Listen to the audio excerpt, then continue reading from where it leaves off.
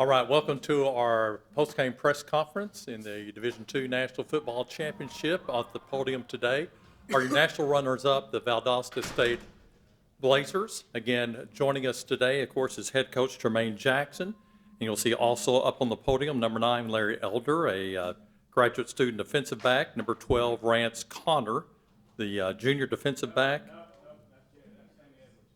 Oh, excuse me, Sammy Edwards, quarterback. That's what the double numbers always get with me. And number 73, Will Flowers, are joining us today. Just a couple of housekeeping notes. Be sure you have all electronic devices either turned off or muted before we begin today.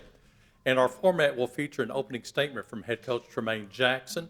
Following that, we'll take questions, but we would ask that you direct your initial questions to our student athletes first. Once you're through asking questions of our student athletes, they will be dismissed, and then you can ask your questions to head coach Tremaine Jackson. At this point, we'll have our opening comment from head coach Tremaine Jackson. Coach Jackson, again, we know disappointment following the loss today, but what a great season for Valdosta State. We'd like your opening comments for today's game, and also your thoughts on the season. Yeah, we sit here with not our heads down. We're really excited about what we still were able to accomplish, even though we fell short of the goal. Obviously, we didn't come out on the side of the game that we wanted to, but there's not enough in that to make us put our head down for a 13-1 season where we overcame so much. I'm so proud of these young men in our locker room, and I just told them that. And obviously, that's not the speech you want to give after the game, but it's the truth. And so with what we've accomplished this season, coming out of nowhere, new guys on the roster, this collective did a really good job of making sure we got to this point. And everybody that may criticize us had to watch us get to this point. And so we don't hold our head down. We're disappointed. I'm quite sure we'll get back to work and get going on what we think can be a really special time for our program. I'm proud of these seniors, Sammy Edwards and Larry Elder, and the other 30 seniors in the locker room, and William Flowers. These three guys were on all kind of all-American teams and things of that nature. They got a lot to hold their heads up about, and so the disappointment is what it is. We'll get back on the flight tonight, get back and kind of reflect during this time of Christmas, but make no qualms about it. I'm really proud to have been these guys' coach throughout the season with everything that we went through. All right, Coach Jackson, appreciate those comments. Again, what questions you have for the Blazers following today's game? Again, direct your opening questions to our student athletes. I have a question. Sammy, you've seen all 4 years of this Valdosta State team. What about this team is so special for you guys?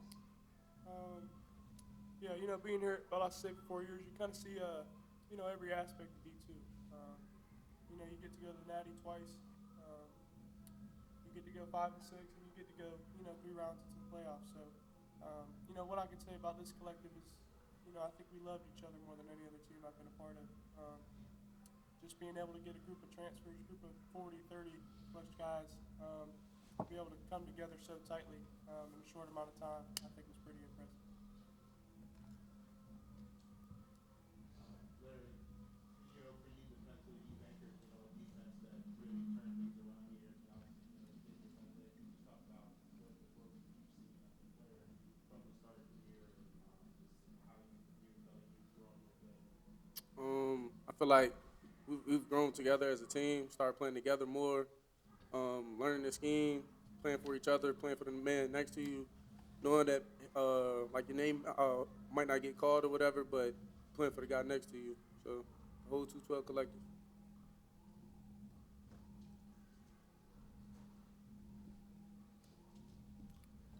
Larry led the team with 14 total tackles today, 6 unassisted, 8 assisted. What about the Ferris State offense was a challenge for you today? We beat ourselves a lot, honestly. We just beat ourselves a lot. They were good players, but I feel like we just beat ourselves in a lot of plays. Like I feel like we just gave up a lot of plays that we shouldn't have gave up. But that was just on us. Like defensively, we just beat ourselves a lot. That's a question for all of you players. As players, what do you say to the guys that are behind you that are, the sophomores and juniors that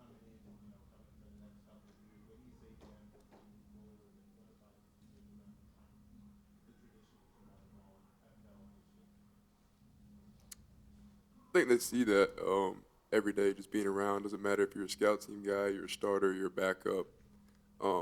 Practicing at Valdosta State's different. It's my 5th year, and every day was different. It's hard, and not everybody can get through it. So those young guys that get through what they do and then have to go on scout team and just take a beating from us, they're gonna be ready. They're tough.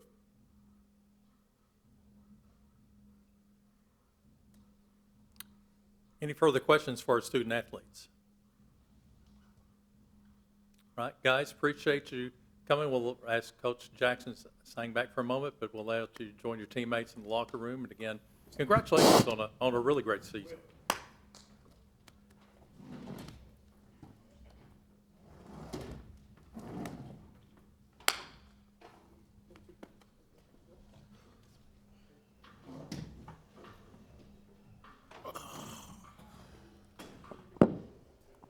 All right, what questions do we have for Coach Jackson? Yes. Absolutely. Yeah, it was huge just to get back around family, man. My daughter hadn't been to a game all year. For her to be able to be on the sideline, that was big for me, just personally. But I thought it was good for our guys to get in a different environment where football is played as well. We know that we live in South Georgia, and football is king there too. But it's good for our guys to get some experiences across the country that we wouldn't normally get had it not been for this type of tournament and where this is held. And so our guys had some experiences this week that they never had, and they were 13-0 before the game today. You know, in our business, we celebrate 5 and 7. We put guys in bowl games, give them PlayStations. These guys had to go 13-0 in order to get the things that they got. It's hard. It's hard. And so, man, when you're in Division II, you out the mud. But this week wasn't second. And so hats off to the committee for giving these guys an experience, because we didn't feel second when we normally sometimes feel second, just being quite honest. And I've been very vocal about that across the country, just talking to people. And so our guys got to experience something. Man, these guys got cowboy hats. Ain't they from the city? They ain't never wore no cowboy hat. And so it's fun for me to watch as a coach. Sure, we didn't win the game, but man, these guys are like my sons. And so when you see your son have an experience and smile and get a gleam in his eye, man, it's different. It's different. I don't know why other folks coach, but I know why I do. And man, that was different. To bring those guys on a plane, get them here, watch them celebrate their accomplishments. Because Will was right. Everybody can't play for us at Valdosta State. Everybody, we've had a lot of power, whatever transfers, shut it down and not get out of stretch. And so, man, for those guys to get that, it was second to none. My hat, again, goes off to the committee and the championship people. I mean, you guys did a phenomenal job with our boys throughout the week. Coach, I know you've talked about wanting to be like a father figure to your guys. Your team has been no short of praising how much love you have for them and the love you've shown them to show each other. What does it mean for you to know that you've just kind of filled that gap in some of their lives? There's a picture in my grandmother's house where I was Little League Baseball, and the guy stood, your father stood behind you, 7 of us, and I didn't have a father. So there was 2 guys that were dads. They stood in the gap, kind of stood in between me and their sons. That's why we coach. That's why we coach, because we know that there's other Tremaine Jacksons that have to stand in the gap. There's people. It's got to stand in the gap. You guys come to see X's and O's, man. We come to change lives. That's what we're here for. And that's why we were able to do what people can't do, which is take a bunch of transfers, a bunch of second, third chance guys, put them all in a room and get here. Because it's different. It's different. I just told those guys, I've coached my last game at Valdosta State.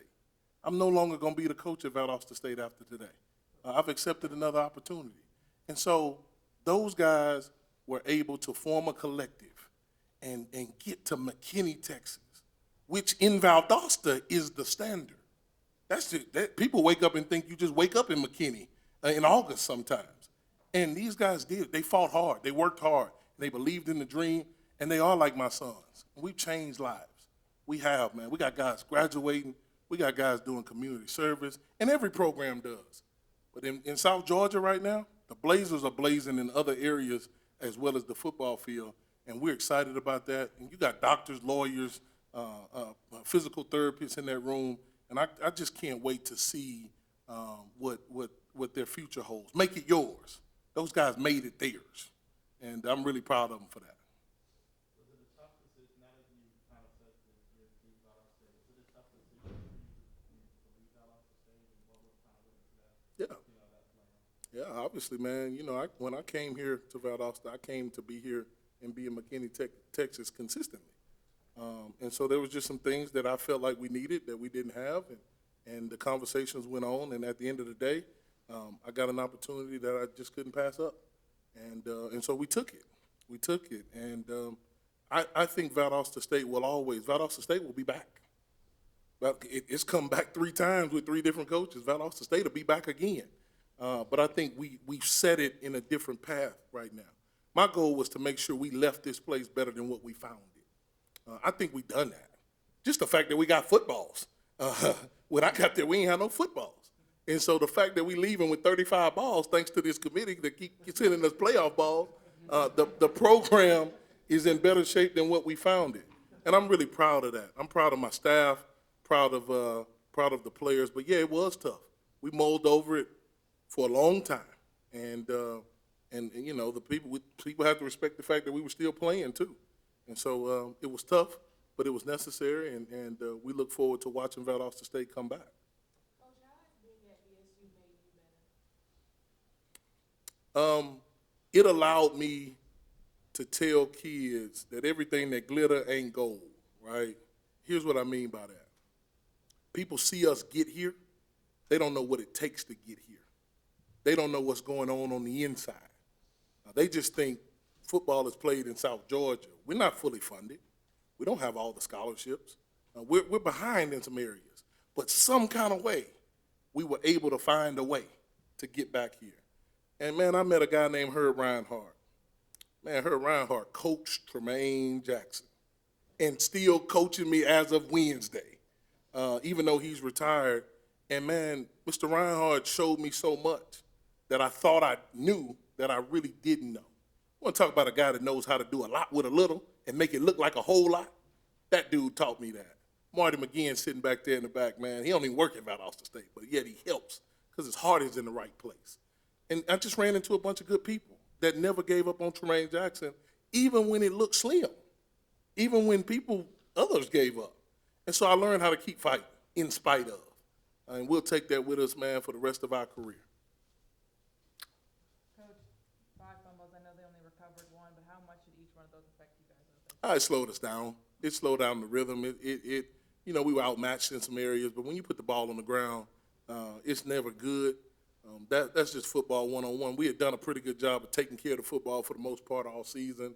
And then the hits were a little bit different. They were hitting with velocity, and we knew that.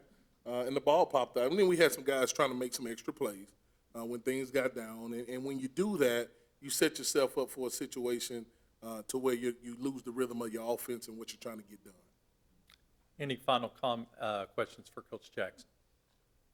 Coach, I'm a little curious, what's the difference that you saw today between what you put on the field with Valdosta and Ferris, if any?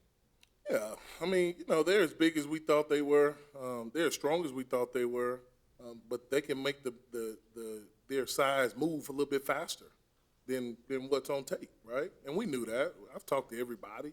But really what you see is the longevity and the consistency in the program that Coach Anise does a good job and always has done a good job of being able to keep guys there and being able to give them an experience to make them want to stay there. There's not a lot of guys in the portal that he doesn't put in the portal from Ferris State. And so I've got a lot of respect for how he runs the program. I remember when he was the Grand Rapids Community College coach. I recruited some of his kids. And he's always been able to do that. And so I think when you're at a place that has resources, and they put the resources in the right places, i.e. football, and you see it. You don't come back here all these times just off beanies and weenies. That's not how you get back here. They eating steaks at Ferris State. Right? And they eating good steaks. And they got rare, medium rare, and well done. And so we got to be able to find a way to match and exceed that investment. And the people that can do that, they'll find themselves here consistently. Because as we all know, football has changed. And you better find a way to compete right now, or either you just sit at home and watch everybody else. All right, Coach Jackson, we appreciate you. And again, your comments are really inspiring. We really appreciate you being here and wish you the best of fortune in your future. I thank you so much. Go Blazers. All right.